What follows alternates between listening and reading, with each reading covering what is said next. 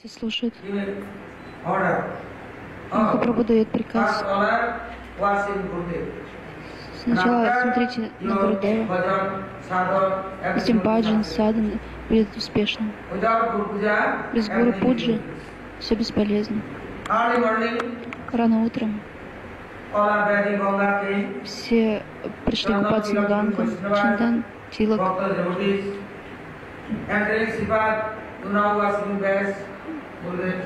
Теперь говорят, ты сейчас поклоняйся Гурудеву. Он ждет, Махапрабху пришел. Сначала он поклоняется Махапрабху. Махапрабху говорит: нет. Все сегодня поклоняются Шрипад Нитьянанда Прабху. Он гуру, он ачарья. Без его милости ничего не сможем понять Господа. И бхакти, баджан будет невозможно. Поклоняемся ему. Махапрабху сам поклоняется Нитьянанде. Поклоняется, делает абхишек, предлагает Богу платье, все дает. После этого что происходит? Затем, по милости Нитьянанды, у всех сердце очищается и реализация происходит. Кто такой Махапрабху? До этого обусловленная душа смотрела, но реализация не приходила. Без милости вайшнавов мы не сможем понять Гурудева и его славу. А без милости Гуру мы не сможем понять Господа.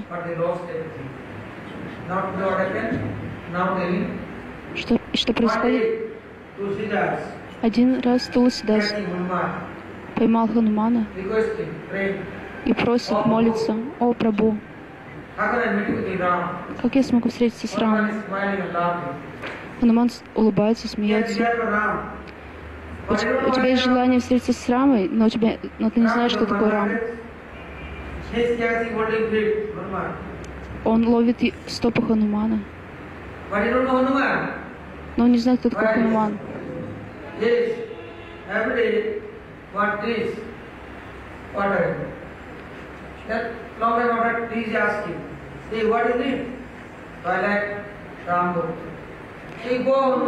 я хочу Рама Бхакти. Иди к Хануману, и он даст тебе Рама Бхакти. А Хануман где? Как я могу встретиться с Хануманом? Не знаю. Думаю.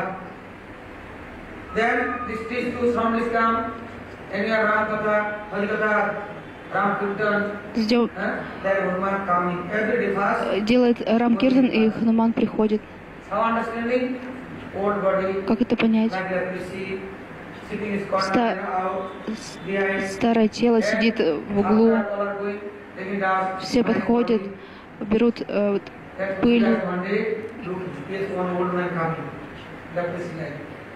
И человек больной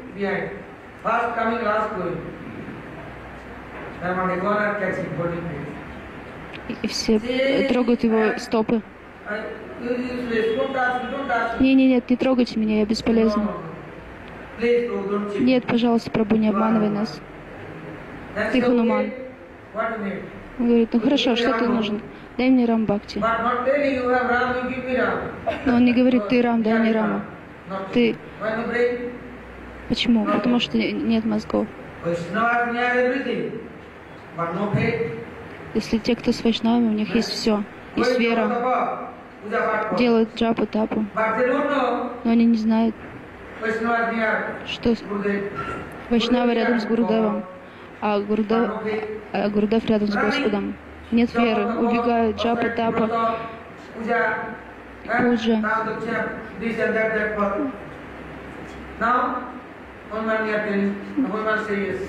Сейчас Хануман говорит: да, я дам тебе Рам Бхакти.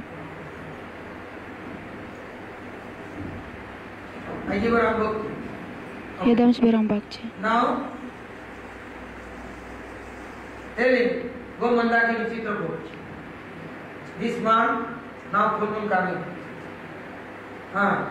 Сейчас полнолуние, и Рам обещает,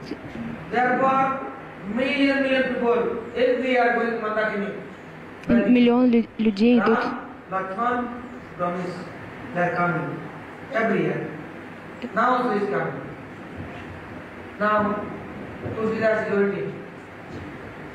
Prabhu, how can I? Hanuman here asked, how can I understand it? Say Ram, after bathing, they do tilak. Рам купается, делает тилак. After bathing, no tilak. Если после купания нет тилака, то Рамчандра подходит, делает тилак. Делает много тилак. Рам подходит, делает тилак. Тогда он хватает Рама. Без севы нет никакого результата. Нет севы, тогда нет никаких отношений.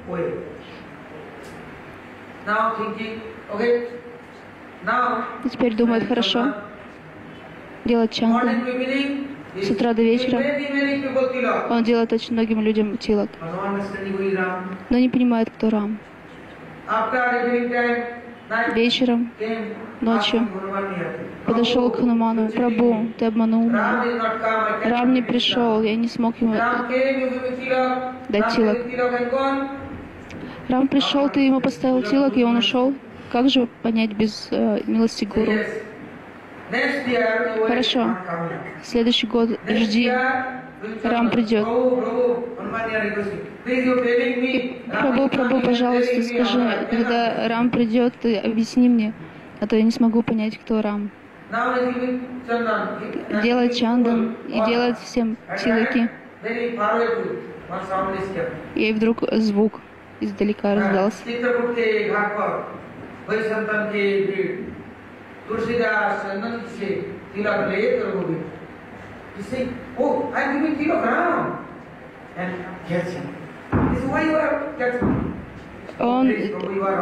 Он делает тилак и хватает его и говорит: почему ты меня схватил? Ты же Рам. Нет, нет.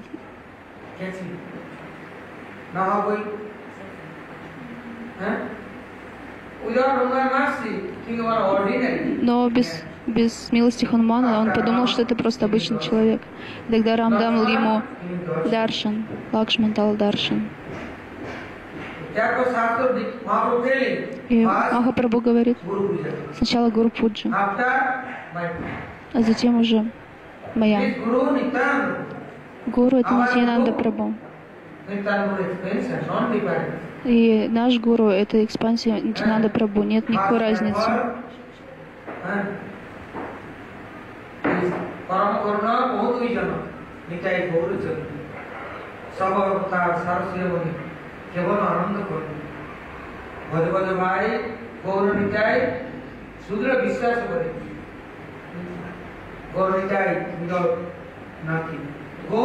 Гор без Нитая ничего. Гор посылает Нитая. И тогда Нитай дает квалификацию. И тогда приходит реализация, понимание. А иначе бесполезно.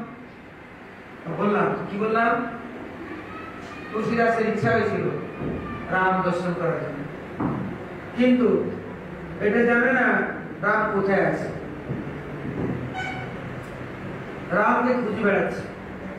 হনুমানের দর্শন পেল, কি করতো? রোজ দিন স্নান করে একটা মাতাগিরি জল নিয়ে সব ঘাটে ঘাটে গাছ আছে, সব গাছে জল দিত। আমরা তো এখন তুলসীতে একটু জল দিই না, গাছ দিতে পারবো তা আলাদা। হ্যাঁ, নিয়ম আছে, স্নান করলে আগে তুলসীতে জল দিলে পিতৃপুরুষগণ তারা উদ্ধার হয়ে যায়। তারা বলে আমার সন্তানটা ভালো, একটু জল তো দিল তুলসীকে, বৃন্দাদেবীকে, কিন্তু বাড়িতে তুলসী নেই। সব গাছ লাগাতে পারবে, বাঁশ গাছে ঝাড় লাগাচ্ছে, বাঁশের কত কেয়ার করছে, একটা তুলসী গাছের কেয়ার করবে। তুলসী মান্ডা বানাবে না। যে 10টা তুলসী মান্ডা বানাবো, একটা আমার গুরু মহারাজের একটা পরম গুরুদেব প্রভুপাদের জন্য একটা মহাপুর জন্য নিত্যানন্দপুর জন্য পঞ্চদত্তের 5টা তুলসী মণ্ডপ কে একটা রাধারানীর জন্য করবো, সে করবে না। সকাল হলে বাঁশের গোড়ায় মাটি দিবে আর জল দিবে, তুলসী গাছ তো লাগাবে, বেগুন গাছ লাগাবে, লঙ্কা গাছ লাগাবে, কিন্তু ধামে গাছে জল দিলে যে কি লাভ হয় দেখাচ্ছে। তুলসী গাছ মন্দাকিনী স্নান করে জল ভরে নিত আর সব গাছের গোড়ায় জল দিত। বৃন্দাবনে এখন আমরা দেখি শুকনা দেশ, সকালবেলা সাধুরা বড় বড় সেই কাপড়ের ব্যাগ হয়, যেমন জল বলে পড়ে না, ভরে নিবে, সব গাছে গাছে জল দিবে। সকালে ভোরবেলা 4টের সময় 3টার সময় উঠে, আর যাদের পয়সা তার মালিরা গাছ দেয়, তো ওইরকম তুলসীদার গাছে জল দিত। একদিন একটা গাছ থেকে একটা আওয়াজ এলো, বলে আসছে রাম রাম জপ করতো, সীতারাম সীতারাম। একদিন গাছ থেকে আওয়াজ এলো, বলছে তুলসীদাস কি চাও তুমি? এই গরমের দিনে আমাকে জল দিয়ে বাঁচিয়ে রেখেছ তুমি। আমি অনেকদিন থেকে চিত্রকূটে থাকি, কি চাও বলো? বলে আমাকে রাম ভক্তি চাই। আচ্ছা রাম ভক্তি চাও, রামের দর্শন চাই। বলে আচ্ছা একটা কাজ করো, এই চিত্রকূটে পূর্ণিমার দিনে, চৈত্র পূর্ণিমায় মন্দাকিনী স্নান হয়। সেই মন্দাকিনী স্রোতে রাম প্রতিজ্ঞা করেছে প্রতি বছর লক্ষ্মণকে সাথে নিয়ে আসবে আর সাধু দর্শন করবে, সাধুদের আশীর্বাদ দিবে, দিয়ে রাম যাবে। তাইলে আমি সেইখানে যাও, গেলে দর্শন পাবো। কিন্তু একটা কথা, সেবা না করলে রাম প্রসন্ন হয় না, তোমাকে সেবা করতে হবে। চিন্তা করলে সারাদিন সীতারাম সীতারাম বলবো, রাধে রাধে বলবো, হরে কৃষ্ণ বলবো, সেবা করবো না, ফাঁকি বাজি দিব, তাই না হবে? তাহলে কি সেবা করবো? তুমি চন্দন বিষয় আর রাম এলে রামকে চন্দন করে দিবে, তিলক করে দিবে, তিলক বলা আচ্ছা তাই করবো। সকাল থেকে বড় শিল্পাটা নিয়েছে আর চন্দন নিয়েছে, খুশ। যত লোক স্নান করে আসছে সবাইকে তিলক দিচ্ছে, সারাদিন তিলক দিল। স্নান করে যদি মাথায় তিলক না লাগায়, মাথায় সংসারের মতন হবে, দুর্বুদ্ধি আসবে। আর তিলক দিয়ে হরিমন্দির দিলে ভগবানের স্থান ললাটে কেশবায় নমঃ, ভগবানের স্থান হলো বুদ্ধি নির্মল থাকবে, মাথা চক্কর খাবে না, বুদ্ধি খারাপ হবে না। আর যদি হয় কারো, তাহলে ভগবান স্থান নামে কার স্থান বানিয়েছে? তখন সারাদিন তিলক দিল আর রামকে আর দেখতে করো না। আবার বিকালে গিয়ে সন্ধ্যাবেলা যে গাছের তলায় বসছি, প্রভু আপনি বললেন রাম আসবে, রাম তো এলো না, কেন? রাম তো এসেছিল, আমার ভাগ্যে নাই, আমি দর্শন পাইনি, তিলক নিল তোমার কাছ থেকে। আচ্ছা তাই কি করে বাবু? একটা কাজ করো, হনুমানের কাছে যাও, হনুমান তোমাকে রামকে দর্শন করিনি। আচ্ছা হনুমান কি করতে বাবু? বলে যেখানে রাম কথা হয়, কীর্তন হয়, সেখানে হনুমান আগে আগে যায়, ও পিছনে গিয়ে বসে, আমাদের কথা শেষ হয়ে যায় পরে উঠে সবাই চরণ ধুলি গায়ে মাখায়। আচ্ছা দেখলো এক জায়গায় চিত্রকূটে রাম কথা হচ্ছে, অনেক লোক সব কথা শুনছে, গিয়ে দেখলো সত্যি একটা লোক আসে, পিছনে বসে, কথা শেষ হলে লাস্টে যায় আর ধুলিগুলো ঝাড়ে ঝাড়ে গায়ে মাখে। আচ্ছা তখন এই দেখে গিয়ে ধরলো, শুধু আমাকে ছুঁচো কেন? আমার তো কুষ্ঠ রোগ, হাত পায়েগুলো গলে গেছে, আমাকে ছুঁবে না। বলে প্রভু আর আমাকে ঠকতে পারবেন না, আমাকে আর ঠকানো যাবে না, আমি জানি আপনি কে। বলে কে? বলে আপনি হনুমান। বলে হনুমান? তোমাকে কে বললো? বলে আমি জানি প্রভু, বৈষ্ণবের কৃপালয়ে হয়তো যাহারে সেই ঈশ্বর তত্ত্ব জানিবারে পারে। যদি বৈষ্ণবের ভক্তের কৃপা না হয় তাইলে ভগবানকেও জানতে পারবে না, গুরুকেও জানতে পারবে না। আর বিনা গুরু কৃপা মিলেন সন্ত, বিনা গুরু কৃপা ভগবান কি পাবেন? হনুমান জগৎগুরু। তাহলে এখন বলে আপনি কৃপা করুন। ধরেছে হনুমান, জোর করে ধরেছে। যখন ধরলো জোর করে, তখন বলে কি চাও? বলে আমাকে রামের দর্শন করবে। কিন্তু বুঝলো না যে হনুমানকে ধরলে হনুমান হৃদয়ে তো রাম আছে, রামকে এখানে পাবো। কিন্তু কি করবে, মনের অভিলাষা বললো। তখন বললো ঠিক আছে, তাহলে আমি মন্দাকিনীতে আসবে চৈত্র মাসের পূর্ণিমার দিনে, রাম আসবে সেদিন তুমি তিলক করাবে রামকে। বলে আচ্ছা, কিন্তু আমি তো গতবারে ছিলাম দেখতে পাইনি, যেমন নিয়ম আছে গঙ্গাসাগরে, সেই দিনে গঙ্গা দেবী সাক্ষাৎ রূপে সকলে কৃপা করেন, দর্শন দেন।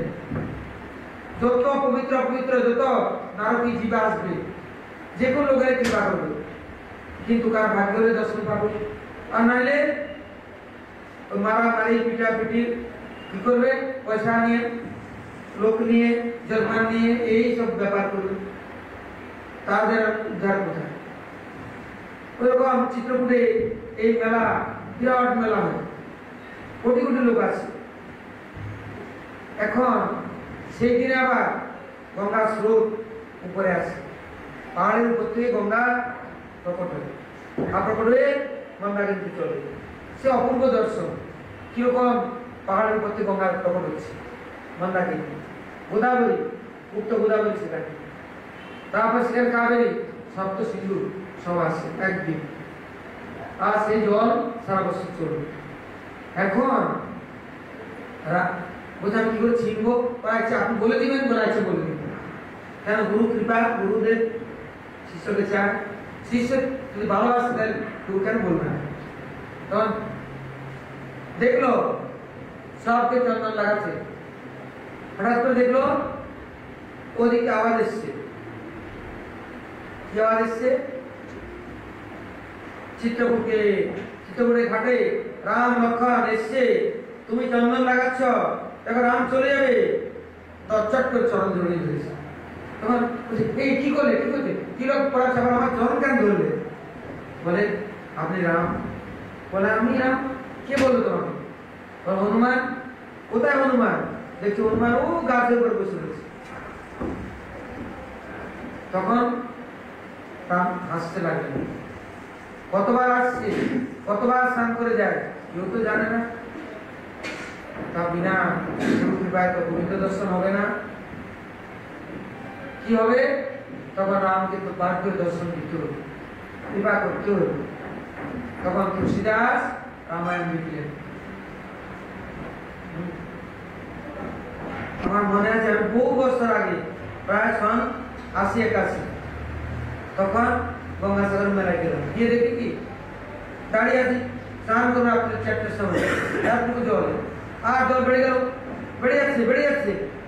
আর রাস্তা দেখতে পাচ্ছি না, কুয়াশা, আমরা ১০০-১৫০ লোক, কোথায় দেখতে পাচ্ছি না, কোন দিকে যাবো, কি করবো? এখন গঙ্গা দেবীকে প্রার্থনা করলাম, যদি মরি তাও ভালো, কেন রাস্তা দেখতে পাচ্ছি না, জল তো বেড়ে যাচ্ছে, এত হয়ে গেছে, এখন কোথায় যাবো? আমরা গেছি শুকনায় অতটুকু জলে, এখন কি করবো, কোথায় যাবো? অন্ধকার। তখন গঙ্গা দেবীকে প্রার্থনা করছি, বললে তোমার কাজে মুক্তি উদ্ধার হয়ে যাবে। আজকে গঙ্গাসাগর মেলা, আর তুমি তো আজকে প্রকট হয়ে দর্শন দাও, না দিয়ে যা আছে তোমার করো। আমরা কীর্তন করছি জলের মধ্যে, আর সাঁতার কেটে কোথায় যাবো? এই সমুদ্রের জলে। আর এত জল বেড়েছে, রাস্তা দেখি না, এরকম কুয়াশা, লাইট ফাইট আর কি দেখা যায়। কি হবে? দেখলাম একটা ছোট্ট বাছুর এলো। বাছুরটা কোথা থেকে শিখে যাবে, এসছে, তখন ও আগে যাচ্ছে। আমি দেখো এই বাছুরটার পিছনে চলো, তাইলে আর ডুববে না, তোমার বাছুর সাঁতার কাটতে যাবে। আমি বলি চলো তো, আমার বাছুরটার পিছনে আমরা চললাম, ও একটুখানি গেলাম, দেখি ডাকা এসে গেছে, ডাক উপরে এলাম। তারপরে আমি বললাম দেখো সাক্ষাৎ আমাদের বাঁচাইবার জন্য তিনি গঙ্গাদেবীর সঙ্গে এসছে, এবারে তোমরা গঙ্গাদেবীর কাছে প্রার্থনা করো। কি তা পূজা করো। তারপরে ওরা কেউ বলে আমি ভাগবত সপ্তাহ করবো, কেউ বলে আমি অন্নদান করবো, কেউ বলে আমি গোদান করবো, কেউ বলে আমি গঙ্গাজিকে কাপড় দিব, কেউ কিছু করলো। বাস ধীরে ধীরে ওখানে পূজা পাঠ করে আবার বসছিলাম, ওখানে জল বাড়তে লাগলো। তারপর আমরা ধীরে ধীরে উপরের দিকে এসে তারপরে অনেকবার গিয়েছি গঙ্গাসাগরে, কিন্তু আমি বলি ওই সময় যাবো না। কিন্তু ওই তিথিতে গঙ্গাদেব সাক্ষাৎ রূপে আসেন, তিনি কৃপা করেন। ওই রকম যদি গুরু কৃপা না হয়, ভগবত কৃপা হবে, জানতে পারবেন। তো today's hearing Nityananda Прабhu во время Висапуджи он дает всем очень много милости и сил.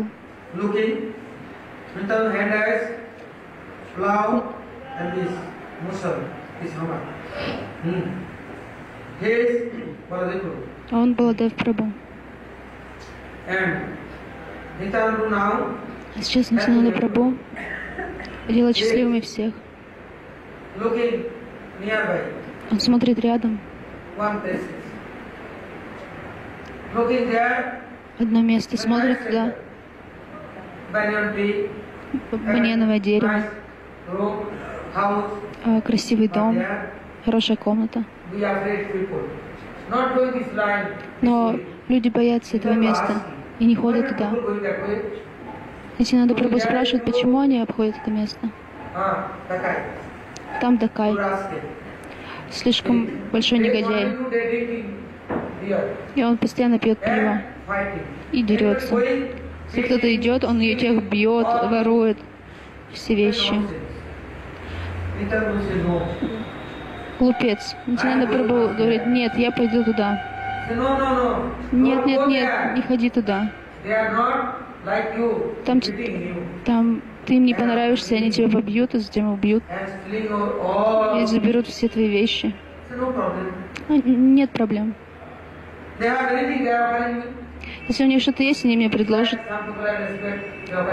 Как, если есть у них уважение, то они предложат мне уважение. Если у них есть богатство, они предложат мне богатство. Если у людей есть плохие вещи, они предложат мне плохие вещи. У них есть большая коллекция.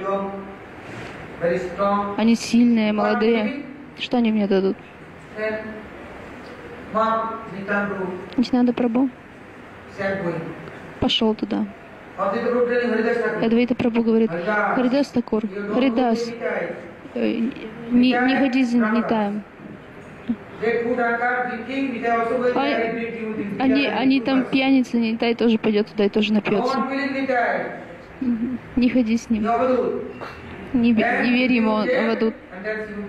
Он встретится с ним, будет с ними танцевать и будет играть. Не ходи туда, Харидас. Харидас Такур думает, Махапрабху сказал, следовать всегда за Нитьянандой. Если я не пойду, то Махапрабху расстроится. Хорошо, нет проблем. Один раз тебя уже били, а сейчас пойдешь туда, и тебя еще больше побьют.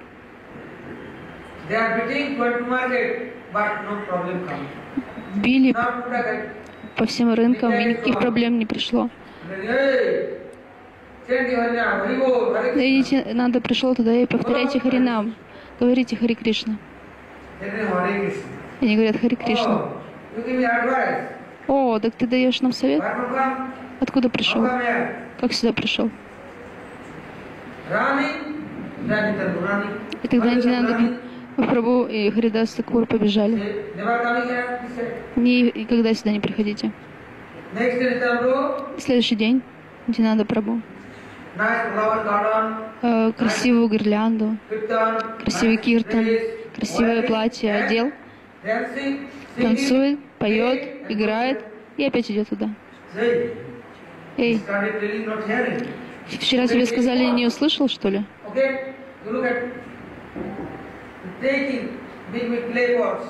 Берет большой горшок глиняный и бьет, бросает. И и поливает тело Нитьянанды с этим пивом, разбил ему голову, кровь течет. Говорит, саньяси, красивый цвет. Почему ты его бьешь? Не бью, а убиваю. Два брата, два друга. Он смотрит на Нитаю, смотрит на его красоту. О, Баба. Он изменился. Нитьянанда, милость короны. Его бьет. Хридас Такур убежал и говорит Махапрабху: о, сегодня в Навадвипе Дакай побили Нитьянанда Прабху. И Махапрабху прибежал, все преданные прибежали.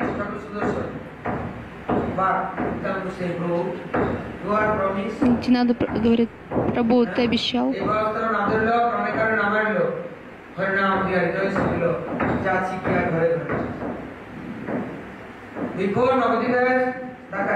После этого, перед этим на Навадвипе было Дакай, те, которые были против Харинама. Сейчас они носят одежды саду,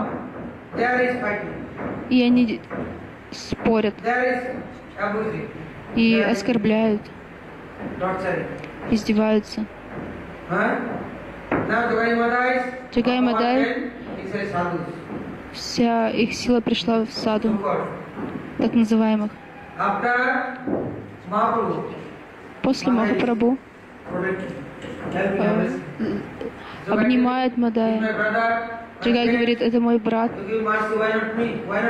Ему даешь милость, а почему не мне? Потому что ты побил Нитьянанда, ты оскорбитель. Подходит к Нитьянанда Прабху, обнимает его. И Махапрабху говорит: у тебя очень много грехов, давай мне все. И все вещи ему все отдал ему. Махапрабху сказал: черный как Кришна. Сейчас Нитьянанда стал черный как Кришна. Сейчас все преданные начали киртан. Махапрабху сказал: ой, какой мой цвет? Золотой. Куда ушло все? Все ушло. Там, где идет киртан, невозможно оставаться грехам, все уходит. Все повторяют Харинам, все танцуют. Грешные люди никогда не танцуют, никогда не делают киртана, они слишком грешные.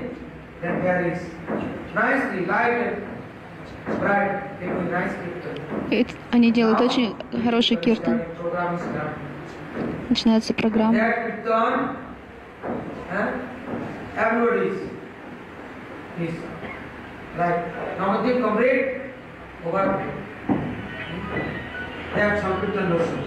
Это раса Санкиртана. Сейчас Нитьянанда Прабху помогает. И они становятся смиренными, очень сладкими. Куда они идут? Каждый день ходят на киртан. И больше не занимаются глупостями.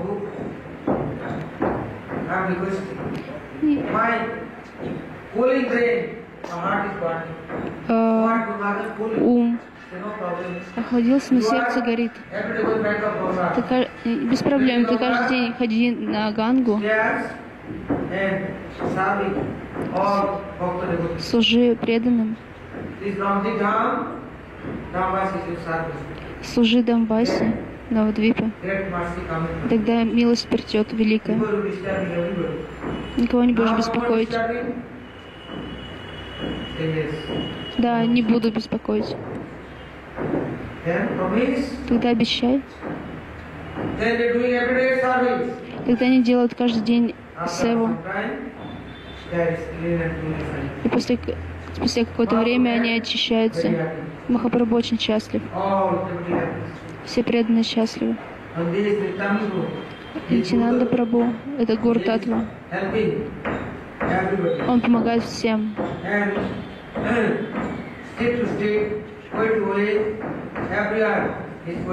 И везде ходит и делает намасанкиртан и распространяет.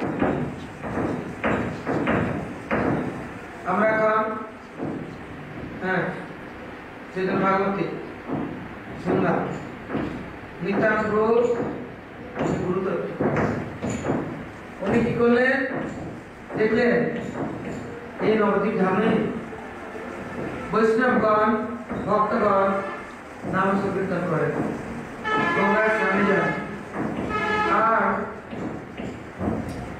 ওরা ভক্তি যত রাস্তা মার্গগুলো আছে ওরা অনুসরণ করেন। কিন্তু এই নবদ্বীপে একদিকে কাজী, অন্যদিকে মুসলমান শাসক দিয়ে কোতোয়াল রেখেছে দুজন সবাই মাঝে। এই কোতোয়ালগুলো ভারী দুষ্ট, কেউ কীর্তন করলে তাকে খুব টর্চার করে, আর কেউ ভালো মন্দ বাজার করে নিয়ে যাবে, ছিনে নিয়ে যাবে, কেউ ভালো কাপড় করবে খুলে নিয়ে যাবে, আবার ধরে মারবে, আবার কারো পকেটে পয়সা থাকলে নিয়ে নেবে, কারো কানে গলায় যদি সোনা থাকে ছিনে নিয়ে নেবে, সারাদিন মদ খাবে, মাতলামি করবে, আর লোক অত্যাচার করবে। আর যদি ভক্ত বৈষ্ণব দেখে তাইলে তার রক্ষা নেই, খুব অত্যাচার করবে। তখন গুরু মানে বৈষ্ণবের দুঃখ বুঝে না, ভক্তদের দুঃখ যে দেয় তাকে ভগবান ক্ষমা করবে। নিত্যানন্দ বলল এইগুলোকে মেরে ফেলে তো কিছু হবে না, যদি এগুলোকে শুদ্ধ করে দেওয়া যায় তাহলে এদের কল্যাণ হলো, আর জগতে এদের দল যত আছে সবাই শুধরে যাবে। মরল শুধরে গেলে কাম শুধরে যাবে। এই জন্য এই দুষ্ট দানা দুটাকে আগে পাল্টাইতে হবে। এরা খায় আর খালি অত্যাচার করে আর ঘুরে বেড়ায়, আর এত দুষ্ট, তাইলে ওদের কাছে যাও। একদিন নিত্যানন্দ ওদের ঠাকুরকে নিয়ে গেলেন, যেমনি গেলেন কোথা থেকে এসছে রে, কি করতে এসছি কেন, চল এখান থেকে চল, হ্যাঁ আমরা মেরে শেষ করে দেবো, এরকম হাত দিচ্ছে। নিত্যানন্দ বলছে হরে কৃষ্ণ বলো, বলে দা বলছি দা দেখবি দেখবি, আবার বলছে হ্যাঁ খেয়ে পরে মোটা তাজা হয়ে ঘুরে বেড়াচ্ছে, বাবাজি হয়েছে, হ্যাঁ গালি দিচ্ছে কেন, পরের মাথায় কাঁঠাল ভেঙে খাওয়া, পরের জন্য বলতে হয় দাঁড়া দেখাচ্ছি, দোয়া এখানে নাচ করে ছেড়ে জানো আমাকে, আমার কত আছে কেন এসছে, কেন উপদেশ দিতে আসছো বাবাজি,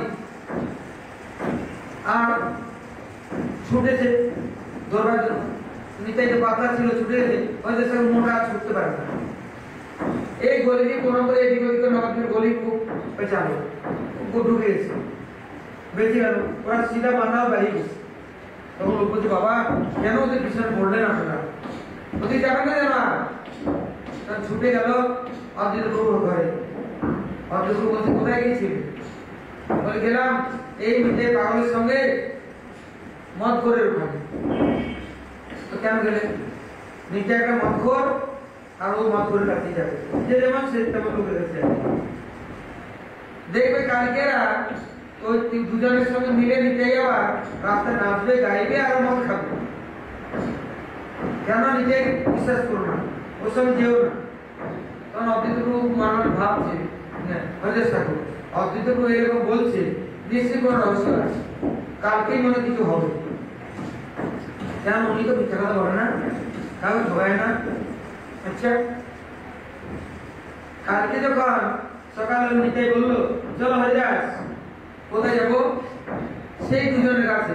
কোন দুজনের কাছে? সেই বন্ধু আমাদের বলে, বাবা এই মাতালের কাছে যাবো? হ্যাঁ, না, ও মদকে মাতাল হয়েছে, তুমি তো রসকে মাতাল হয়েছে। তুমি দিনের রাত নাম রস পান করে তুমি মাতাল হয়েছ। তুমি ঘর ছেড়ে যাও, বার ছেড়ে যাও, হ্যাঁ, তোমার মান অপমান কিছুই তোমার নাই, তুমি রাস্তা রাস্তায় ঘুরে বেড়াচ্ছ হরি বল হরি বল করে। তাই তুমি বড় মাতাল কি ওরা বড় মাতাল? বলে, প্রভু আপনি যা বলেন, চলো আমার সঙ্গে।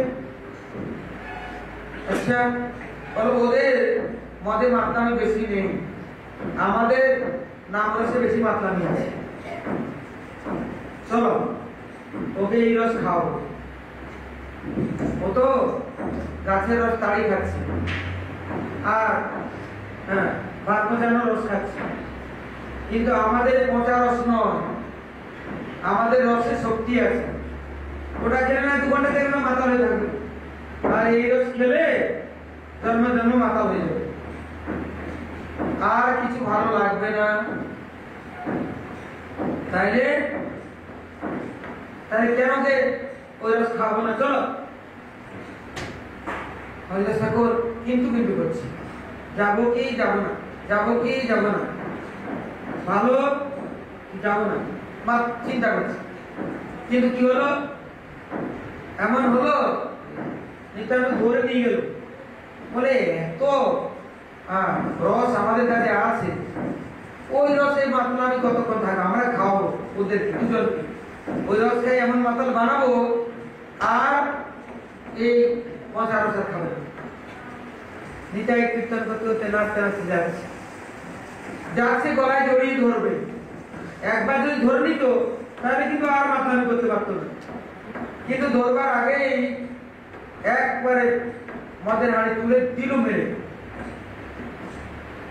কিন্তু নিত্যানন্দ ধরতে আর পারল না, রক্ত বইতে লাগলো, আর সে মদে একবারে স্নানার অভিষেক হয়ে গেছে।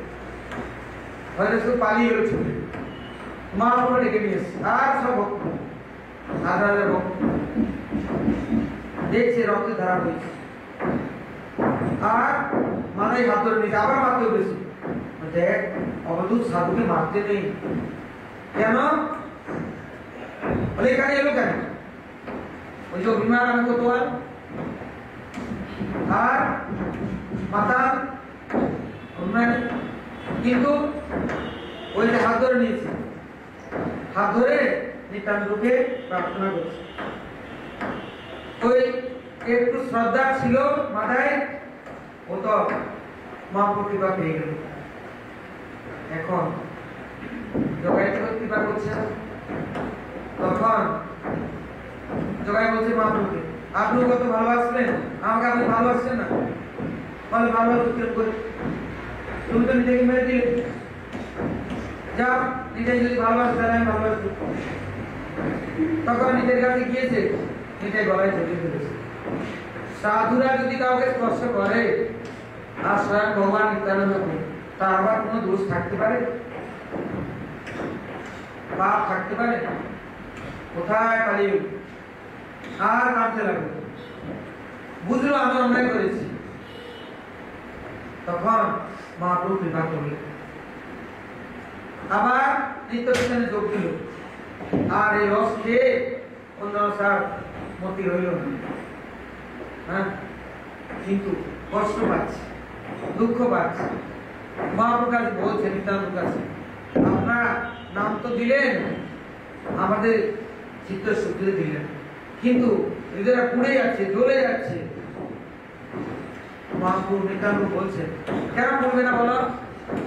তোমরা বৈষ্ণবদের এত দুঃখ দিয়েছো, ভক্তকে মেরেছ, পিঠে জল উঠেছ, আর সারাদিন মাতলামি করেছো, দুঃখ কেন পাবে না?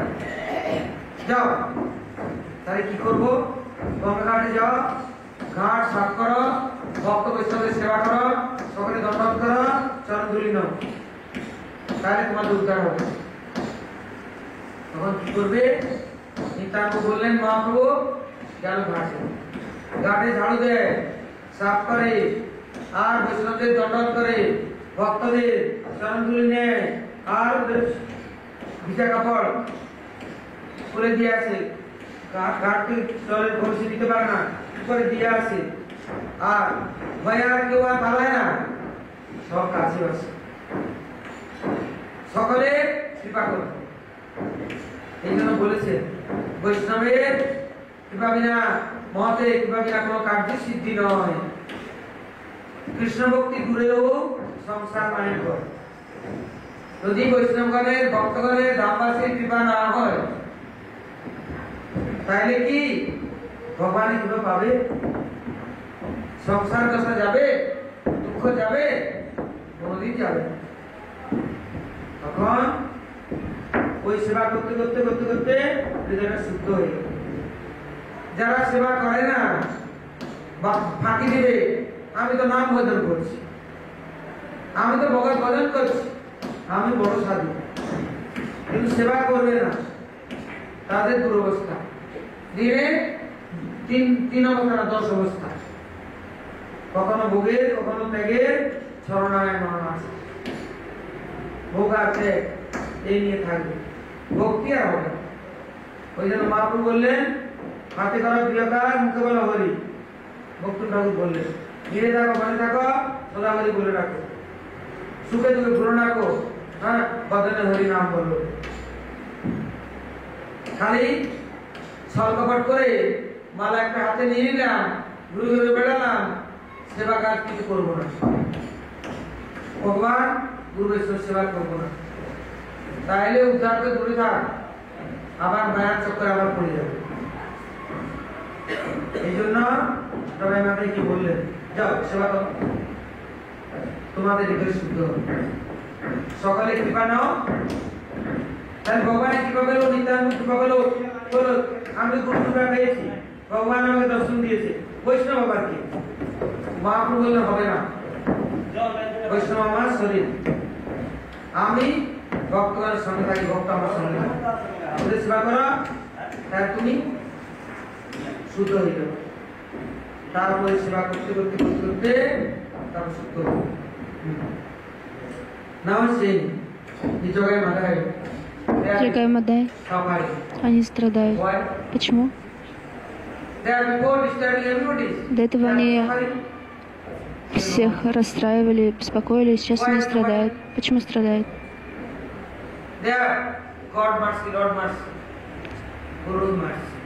Милость Гуру, милость Господа есть, но у них нет милости Дхамваси. Они всех беспокоили, над всеми издевались, никому не делали приятное. Как же теперь они смогут это сделать? Поэтому Махапрабху и Нитьянанда Прабху говорят,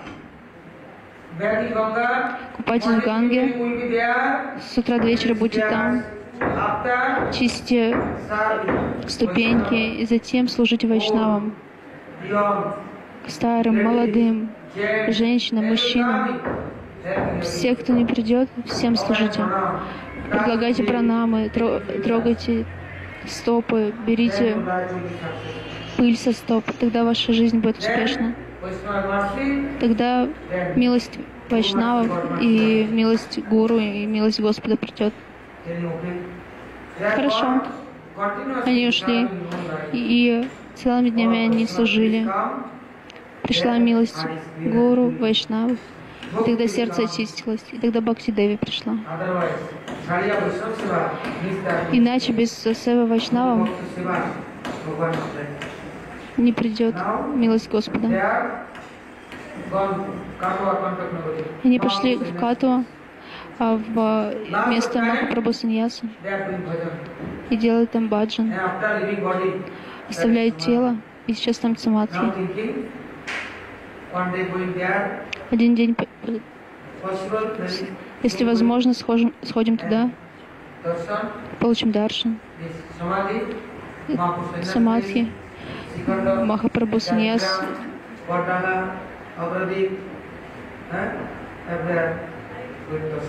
везде пройдем, получим даршан. Это хорошо для нас. Сейчас принимайте прасад, затем many seva. Очень много сева. Evening time also. Вечером This Pandala tell today. Today night time they Jagannath Prabhu khiri and khichdi. Jagannath Prabhu khichdi and khiri. Today they make it. сегодня они делают вечером They come in and then now that one is some. Good morning.